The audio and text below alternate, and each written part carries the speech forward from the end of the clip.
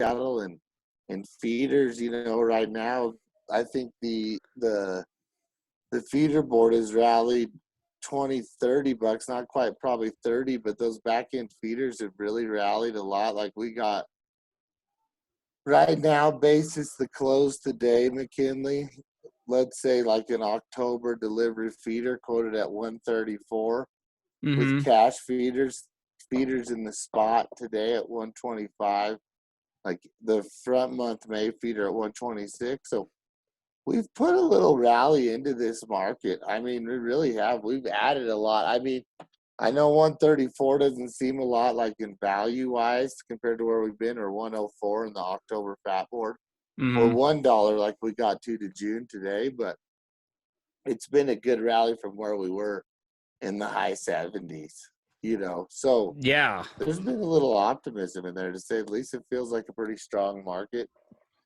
The past few weeks, kind of like we talked here a few weeks ago, with that placement number kind of bottoming us out for a while, and that's proven true. Yeah. Slaughter numbers picked up, like we talked last week. That's kind of picking up, running like 73,000 steer and heifer, which is 20,000 less than our 97 we were running, but that was a lot back then. So I think we're still going to take some time to run through these cattle. Cargill's a packer that's been really helping along the way, national as well. JBS hasn't been any kind of bid around western Nebraska anyways. But I'll tell you what, Cargill and National, I think, have done a lot to try to help get cattle killed and need killed, as many as they can. Yeah. Yeah, it seems like like the shelves are still kind of bare, but it sounds like that's gonna, there's gonna be some relief here. It sounds like like you said, that slaughter number's coming back up, and it sounds like it's gonna keep coming up. I really think it's just the country's about to open up, whether the authorities want to or not. I think people are just tired of staying home. So I don't know on the packing plant side if they're going to be able to really ramp back up to where they were for a while yet. But it sounds like at least there's not going to be any major shortage anyhow. Well, I think they're just like, we're going to get filled up on the pipeline. They're going to amp kill. I think beef is going to get really reasonable coming through. Mm-hmm. Here, I think that's probably an unpopular opinion. That's hard to say. How do you say beef gets cheap when it's at $4.20 today? I mean, we took $20 off that choice today, more or less. I'm using a more or less number. I think it's more like 18. Mm-hmm. But I mean, I think look for more of that action and beef to get cheaper. Like we said, there's not going to be a bunch of stuff going on this summer. Yeah, it's going to open up. We don't need the authorities to tell us that. I think a lot of these rallies and other things, I like the intent of it, but there's a certain matter of how we rehab this thing that a lot of it wants to be like the hope of going right back to where we were. And it's kind of like when you break a bone, Mm-hmm. you kind of have to rehab back into it. We're going to get going. And even if the authorities say go full blow, I mean, that's not saying that's where it's going to go anyway. You know what I mean? So I think they can't force you to go back to work, but they shouldn't be able to force you to stay home either. But that's a exactly. That's a different topic. But yeah, I don't think agree with that either. I think there's going to be a lot of there's still going to be a lot of they're going to be a little leery about going back to full bore. So you'll have. And I'm not even. Oh, go ahead. Sorry. There'll be plenty of people that are ready to get back at it, but I think there's going to be there's still a lot of people that this thing is like really, really freaked them out, and so they're going to be a little hesitant, and that's understandable.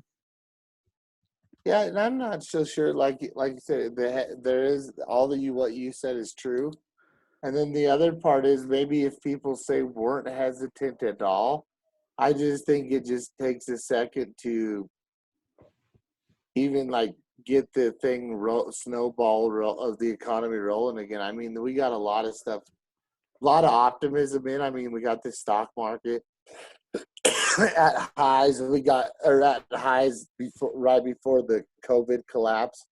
Crude Mhm. oil up there too. Chinese demand showing a bunch of stuff coming back. Japanese borders maybe start to open. So, like I said, a lot of good news out there too.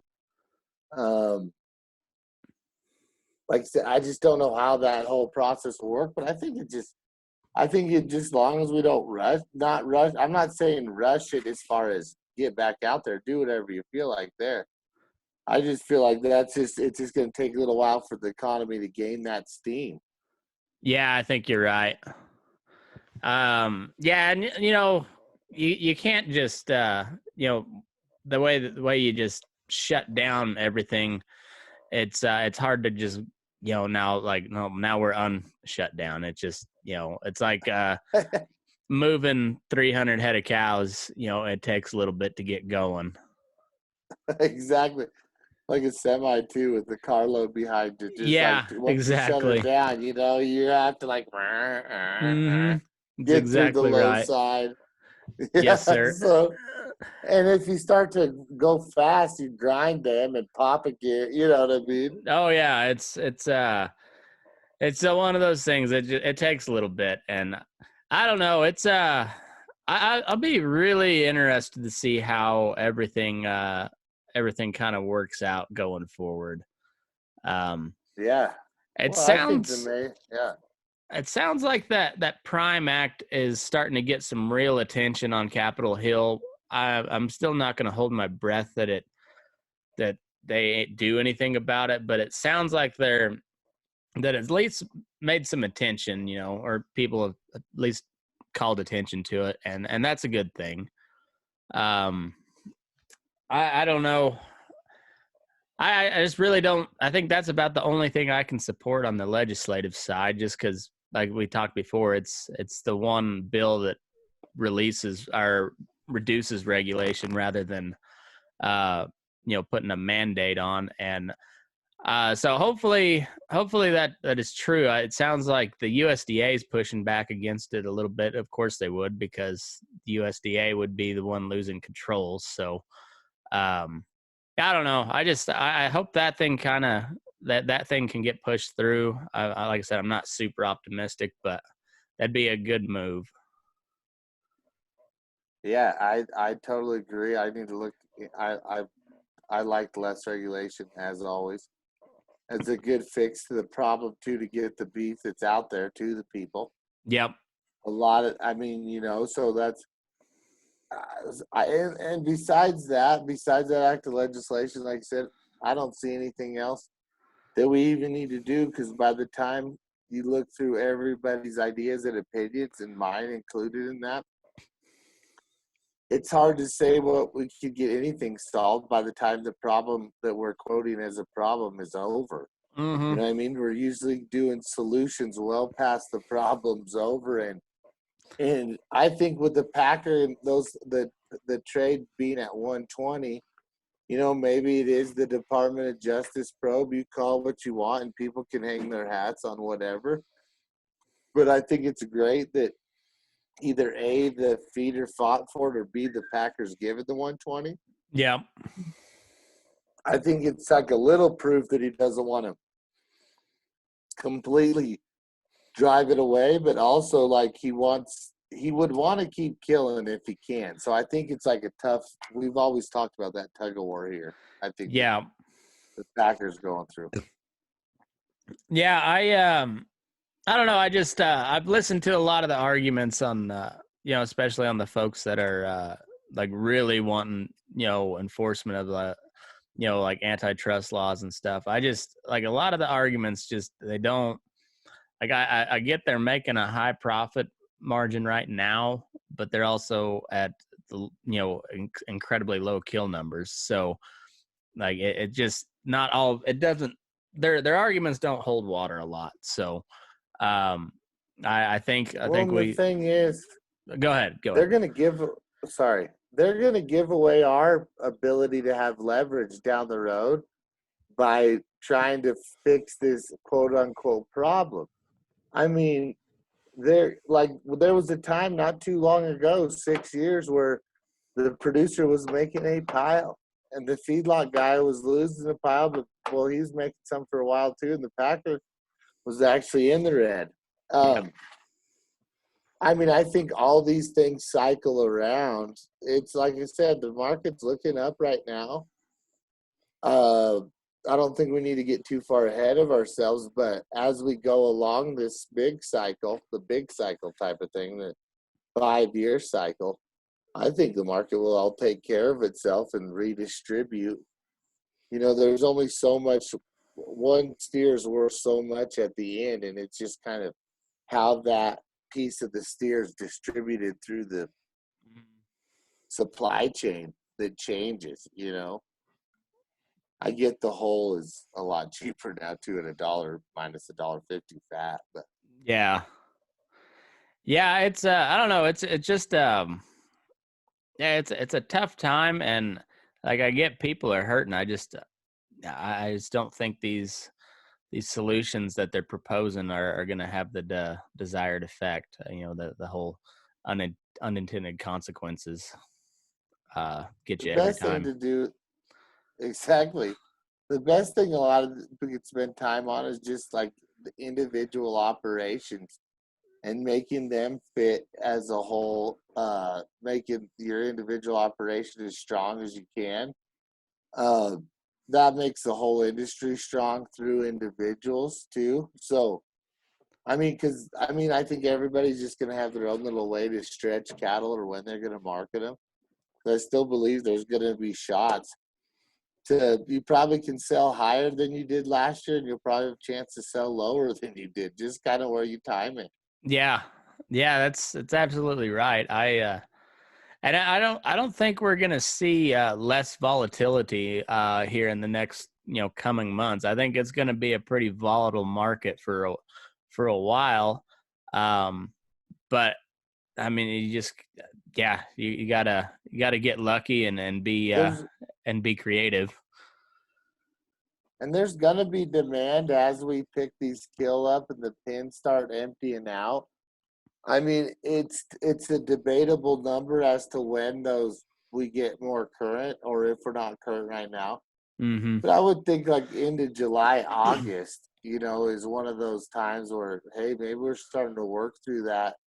Maybe you see a lot more of that fall cap trade, even the forward contracts start more towards August instead of June. You're gonna have some of your big video sales and stuff like Mm-hmm. that in June. There's gonna be some trade, but it wouldn't surprise me to see that trade hold off a little. Well, and I took my wife out to eat was that Saturday? I think no, Friday or Saturday. I can't remember exactly, but the governor had just released just said, if it pleases the crown, you may now open your restaurant for dine in. And so you're going to start seeing the demand from the restaurants pick up. And that was a huge part of why there was such a slowdown in beef demand, is because that nobody was going out to get a steak and everybody was cooking at home. So that's when you saw, hamburger flying off the shelf, and they had like a backlog of supply for a little bit, and then shut down plants. It was just it was a mess, and it's starting to get worked out. It is. It's starting to get worked out. Like I said, and it'll work out into a little different way until we get going. But I think there's still demand, like I said, for people wanting to go to restaurants. And it's springtime too, Mm-hmm. in a lot of places. It's just one of those times where if this is the definition of pent up demand is what we're seeing right here. Yep.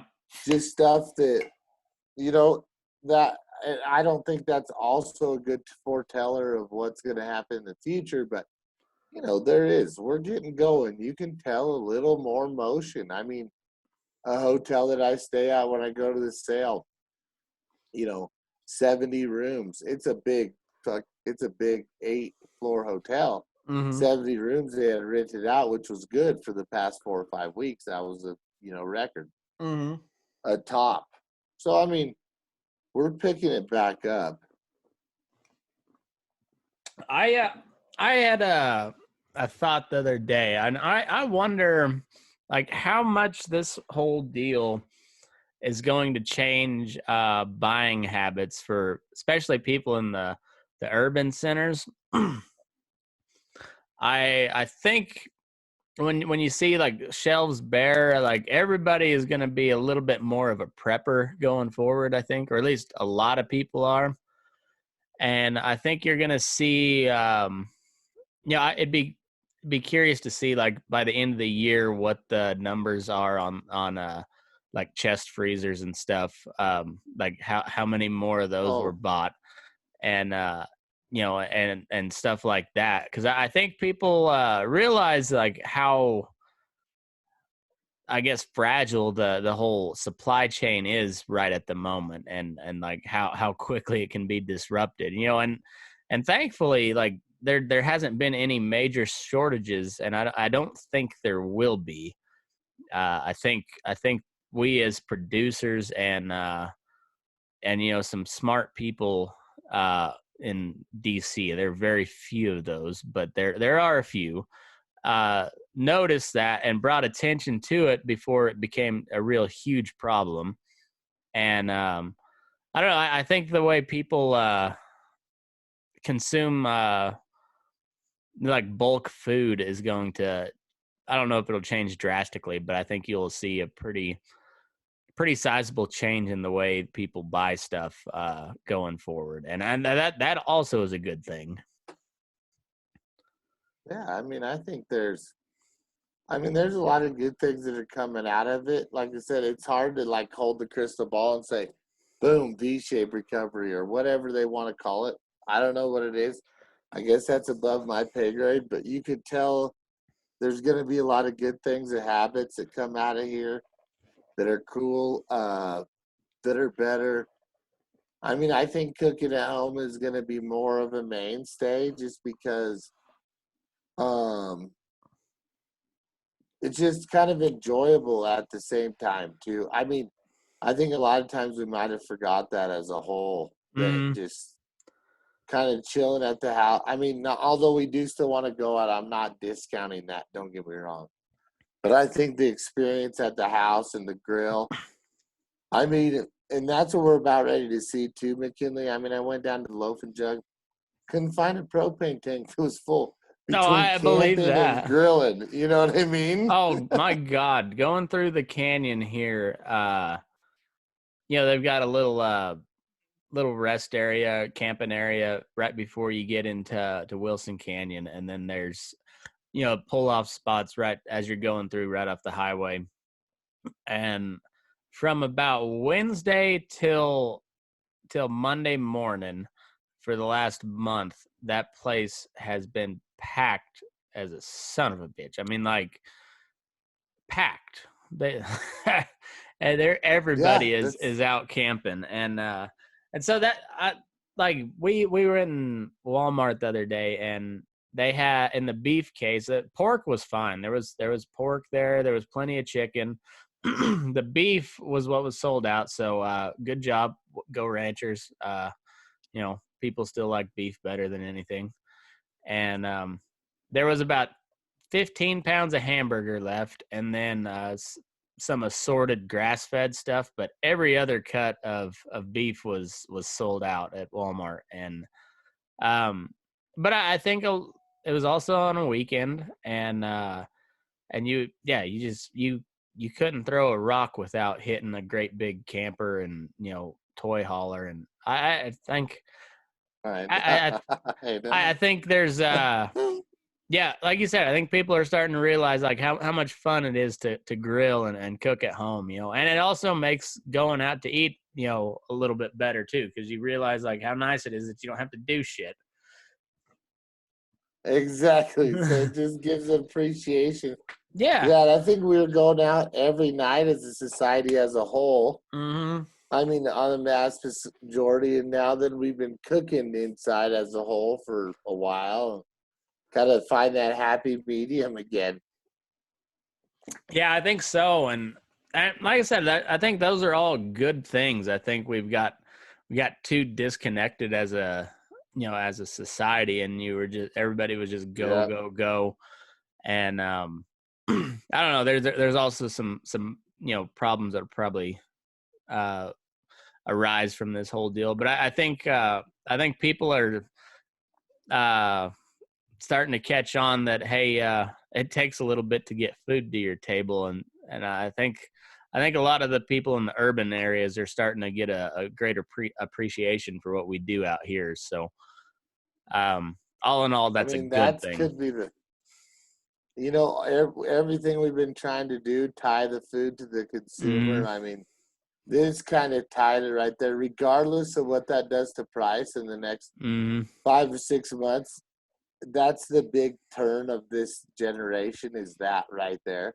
Yep. I mean, like you said, if we want to talk about price point, it's a whole different conversation, but at least we got a habit change. I mean, I think we could increase per capita meat consumption as a whole, even beef, throughout this process, where that was kind of like a thing where they always said beef consumption is going to decrease. Now, I will say one thing. I mean, these Impossible burgers, they're not really making a stain at all. But is the longer we keep beef high, the better chance for alternative proteins. You know what I mean? Yeah, So there's a I catch-22 there.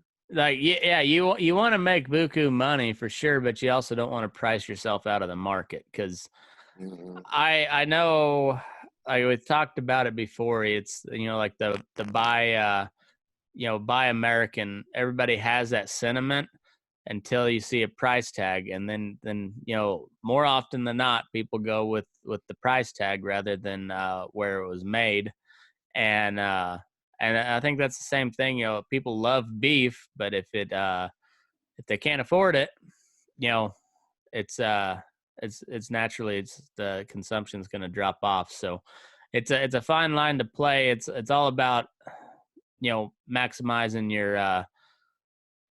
your output with or minimizing your inputs is really just cutting your costs where you can, and adding, or maximizing the value of your cattle. Yep, dude. I mean, that's, I don't know. It's a. I kind of was texting. I'm a terrible It's all right. multitasker. It's all right. So I got lost in the swamp there. I was in the swamp, Drain that but I'm bitch. during the swamp. I'm in it. Help me out. Throw me a rope. That's. But I do think. I mean, McKinley. I think, like I said, we got an election coming up. I think beef's got to come down. I think that's a very good thing if beef loses about $3 or $4, not four, but Yeah. three. Make it affordable. People, we found out people love beef. Hmm. Don't price it out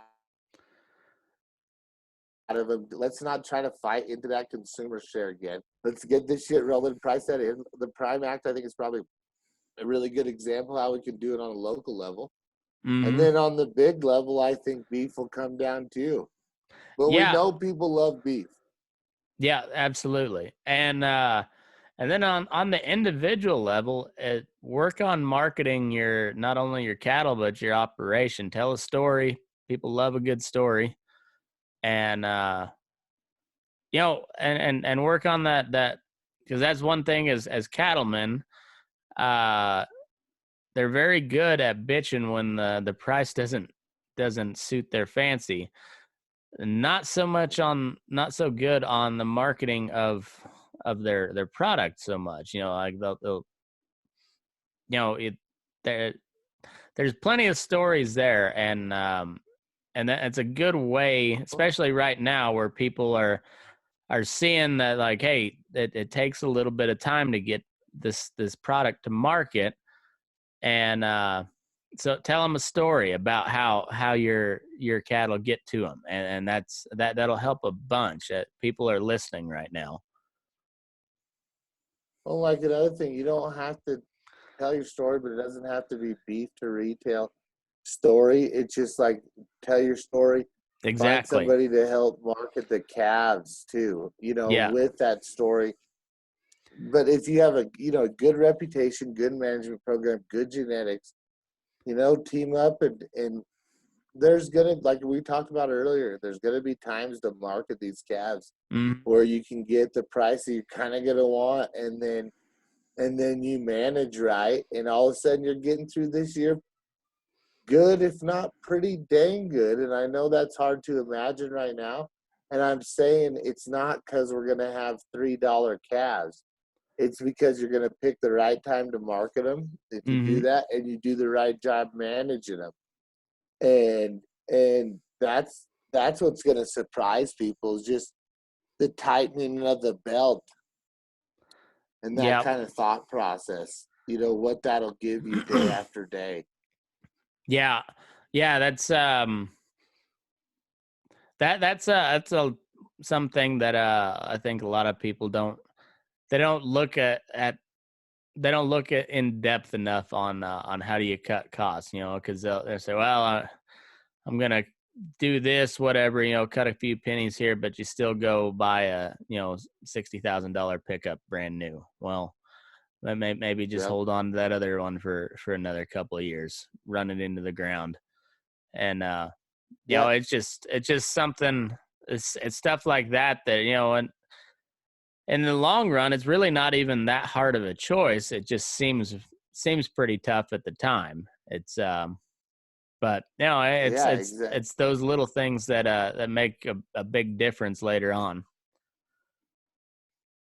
Like you gotta like, so it's hard to do, like, prioritize what you have to make your business run, and making sure you have an operation that's sound and fit, and not like uh go short on the investment there, but then drawing that line to what between a need and a want. I mean, and this is stuff that I struggle with on a daily basis. So not like being a prophet up here and saying this is what you should do. I mean, I don't know Yeah, what you should do, but I mean I don't that's the know, but constant debate. well, there's that old. I think it was Rockefeller, maybe it was Carnegie. I can't remember. Is either Rockefeller or Carnegie? Standard Oil, that was Carnegie, wasn't it?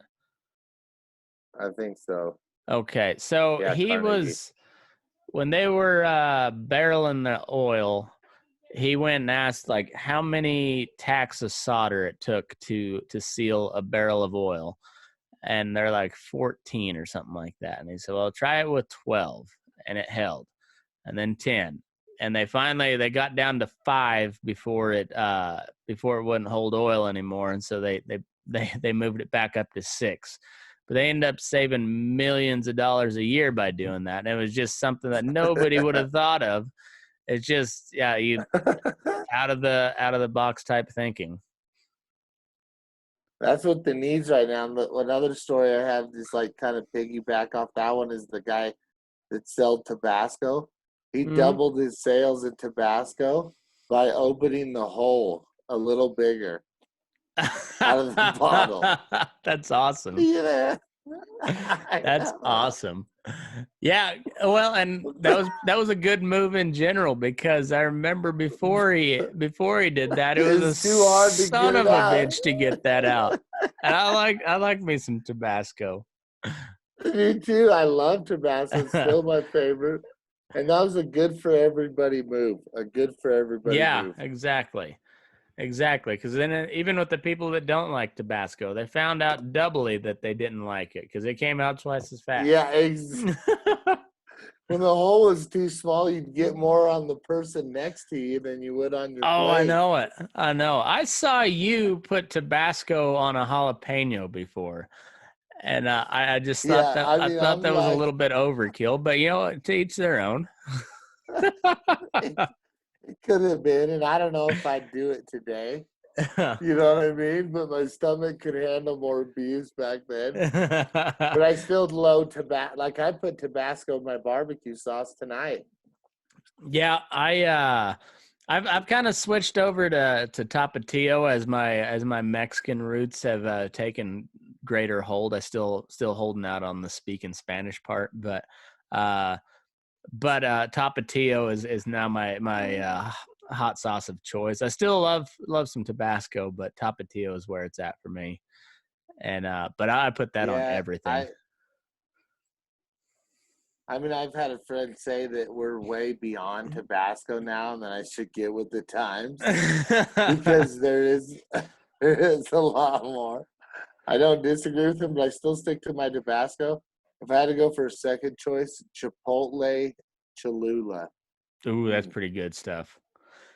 So this kind of reminds me that the bar down the road, they've got 2 beers on tap. They've got Coors Light and Amber Bach. Well, thank you. Yeah.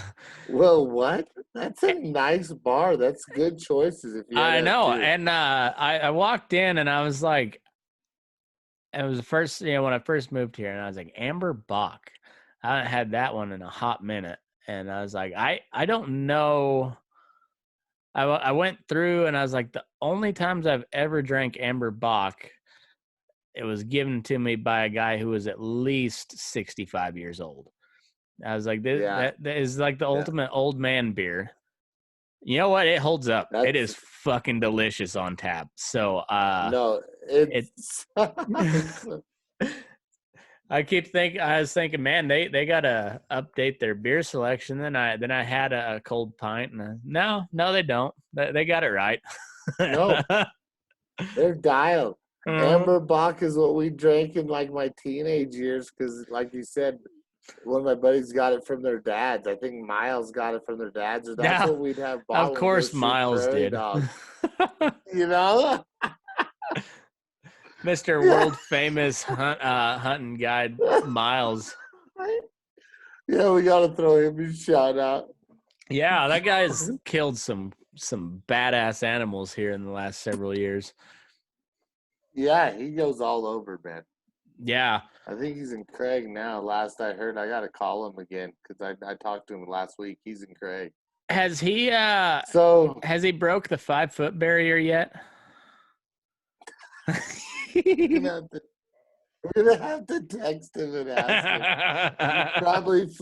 He's probably flipping you off right now. Oh, I'm sure. I had to. I haven't seen that guy in well, I guess probably be the last time I saw you was the last time I saw him. Yeah. Let's take a trip to Craig. Yeah, I need to. No, it's been kind of a busy week. We got quite a few native calves in. We had a little bit of a train wreck on some Mexican cattle, but I think they must have got the COVID too, because they were dropping like flies on us for a minute. But yeah, as being the top hand that I am, we got them lined out. So lickety split, I'm sure. Oh yeah, just no problem. Now these were a tough set of calves, but they're at the point now where they just got to get tough or die, because we've got enough medicine in them that it ain't that's about all they get. Yeah, exactly. There comes the point. And I mean, that's a miserable kind of little affair every day, just trying to get ahead of that kind of deal. Oh man, that's when you get a set of calves like that and you're just like, oof. I'm gonna put my head down and make sure the water's on in this pan, and that's about it. Exactly. Clean the water really good. And just and that's it. Say a little prayer for him as you ride through. That's about all you can do. Exactly. Well, I think that's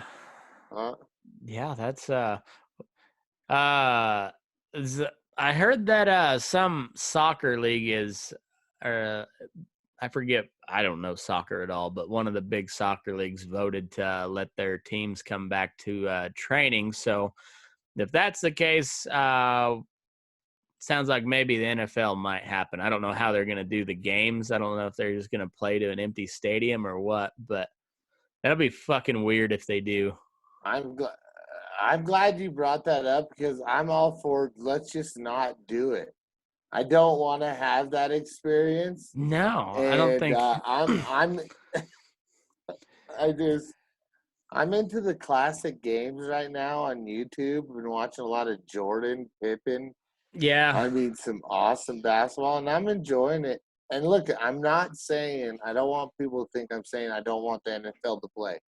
It's not what I'm saying. But I You just want the think full it'd be experience. weird. Yes, yes. Mm, yeah, and I watched a little bit of the fights the other night, and it's weird. It's kind of cool being able to hear the corners really loud, but it's still weird not having a crowd there. I know it's like one of those deals. It's like, oh, like in those fights, and I'm not saying I'm all core. Like I watch NFL more than I watch UFC, so take this with a grain of salt. But I'd take it or leave it. Like I wouldn't pay-per-view for that fight. Yeah. I'd take it or leave it, just like I would like on all TV right now. Like I said, when we get to the fall, then I'll probably be really missing college football and football. So probably have a different opinion, but I'd like it to be just all open with crowds, ideally, or not at Yeah. all. Is kind of where I'm at. Yeah, I think especially football, I don't know, there's just something about especially like a college football game. There is not a better atmosphere than sitting in the student section of a good college football game. And you can kind of feel it. I don't mind watching from my couch. I like that. Yeah. I'm not saying that, but you can feel it. Mm-hmm. Like you can feel the stands from the TV. Yeah. Yeah, exactly. I realize right.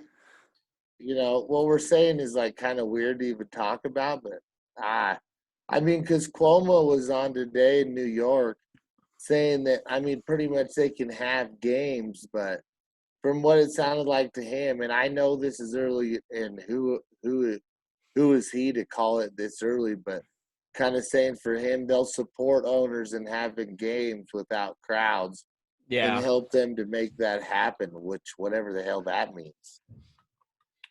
Which coming from Cuomo's a pretty good concession because he's been pretty well awful to put it lightly. He's just been fucking awful. But so like him saying that he's okay with them having games, even with regardless of the fans or not.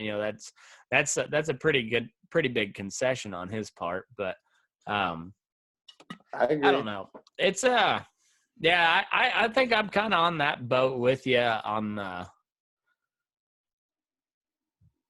I guess if they're gonna go no crowd, they've got to go Phil Simms to announce every game because I'll just put it on mute and then I won't know that there's not a crowd there because I can't fucking stand Phil Simms. Exactly. That's it. Then just mute him and turn on. I mean, that's all. That's all you have to do. Or they can do like they're doing in some places in China and do like fake crowd noises. They'll have to ask Peyton Manning how they did it in Indy. But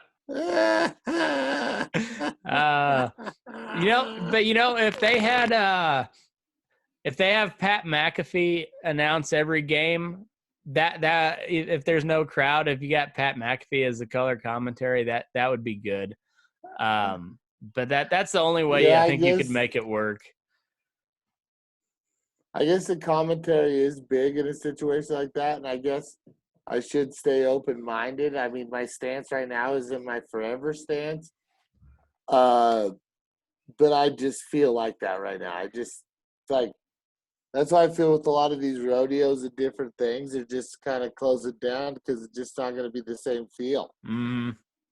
Yeah, like the daddy's going to go on, but is it really?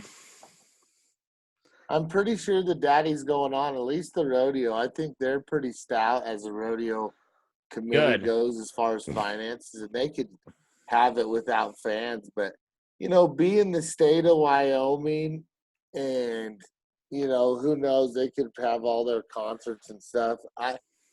I would see the rodeo going on as a pretty for sure thing. As far Yeah. as fans and everything, I'm not sure, but Yeah, I was talking to somebody about that the other day, and they said they didn't know if they were going to have the Frontier Days or not. And I was, well, you got to. You can't not have Cheyenne Frontier Days. So, I mean that'd be.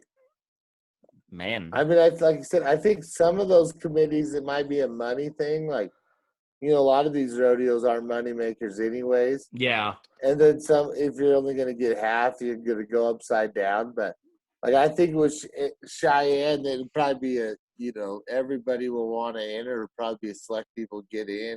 yeah. And I, I don't know. I think they'd still, maybe they wouldn't have the rodeo still. I don't know. I don't know. Well, see, they Greeley, can't. they're not having Greeley. I heard that Reno Rodeo's canceled too, and that's a big one. Yeah. And So Cheyenne can be in the realms. I mean, so I hate it to can think about still. It's that. not. I'm not even a I big know, but rodeo guy. Like I like going to rodeos, but I like going to bullshit with my buddies. I don't hardly watch the rodeo when I do go yeah, anymore. But yeah, yeah. yeah, it's just not having Cheyenne Frontier Days. That's a crazy thought. I know. That's.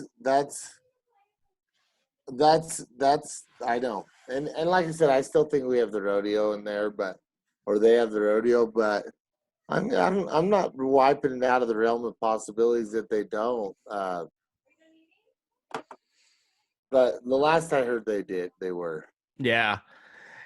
Yeah, I think it'd be that boy would be a tough one to not have a crowd, but I guess if you're competing, you get in. I guess a paycheck's a paycheck if you so crowd or I not, you know. can. I know.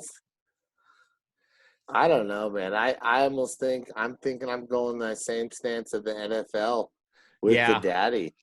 I mean, I just think don't have it, and I think you'll build so much more demand next year for all these stuff Mm, if you don't kind of taint it this year. yeah. By rushing it back.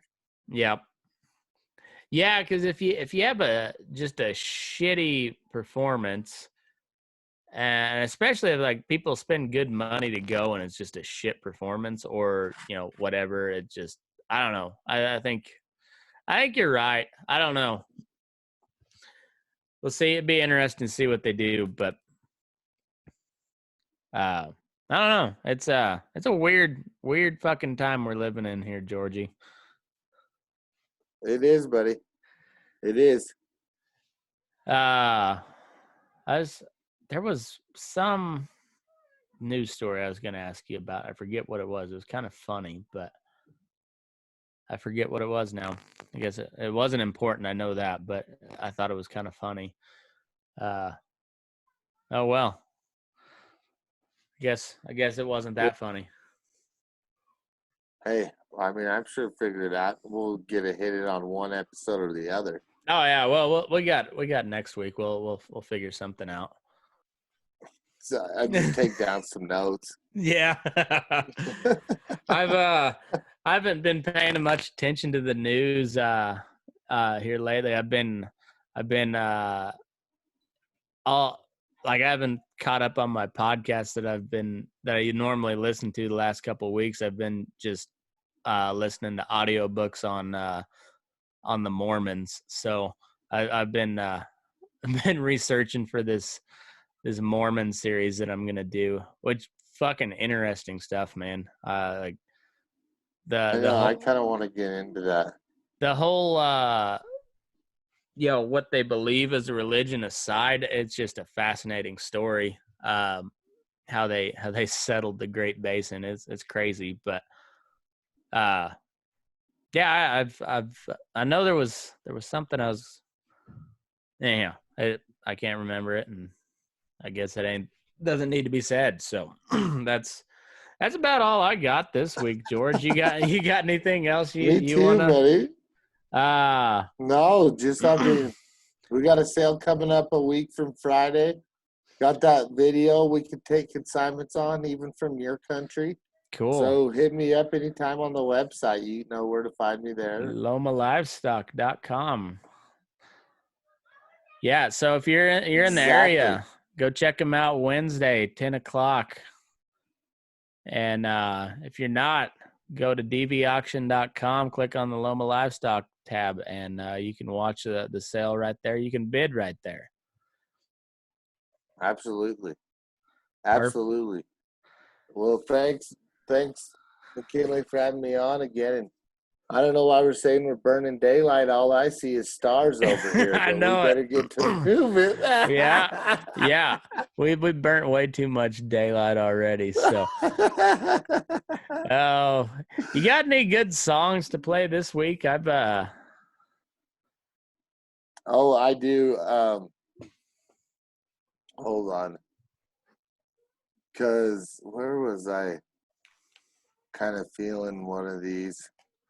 Okay, I'll tell you what. I think you got to go to a Turnpike song.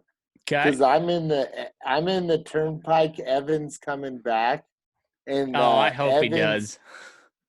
Me too. I just want him out front with his harmonica right there, and Yeah. I think any Turnpike will do. Let me see. I just can't wait to see it. It gives me goosebumps to just picture it, and I'm still believing it's going to happen.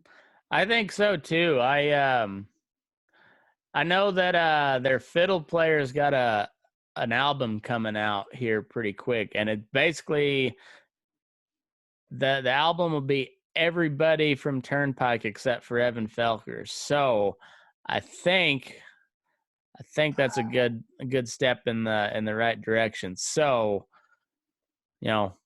keep your fingers crossed. But I'm holding out hope.